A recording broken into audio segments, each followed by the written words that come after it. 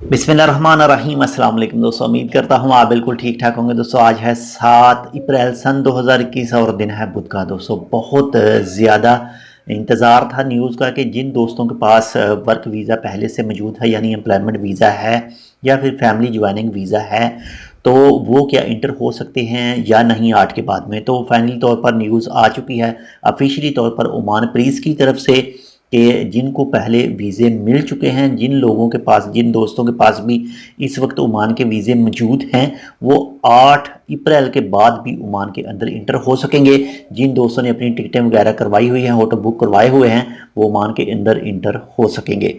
तो ये एक छोटी सी न्यूज़ थी, उम्मीद करता हूँ आपको पसंद आएगी।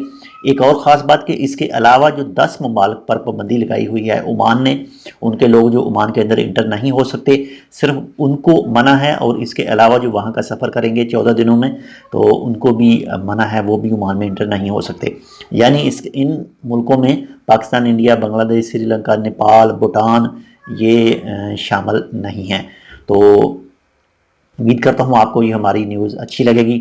अगर आपने अभी तक हमारा ये channel tech with Urdu vlog subscribe नहीं किया तो आप इसको सब्सक्राइब कर सकते हैं। मज़ीद ऐसे ही अच्छी अच्छी मालूमाती वीडियोज़ के लिए। अल्लाह हाफिज़।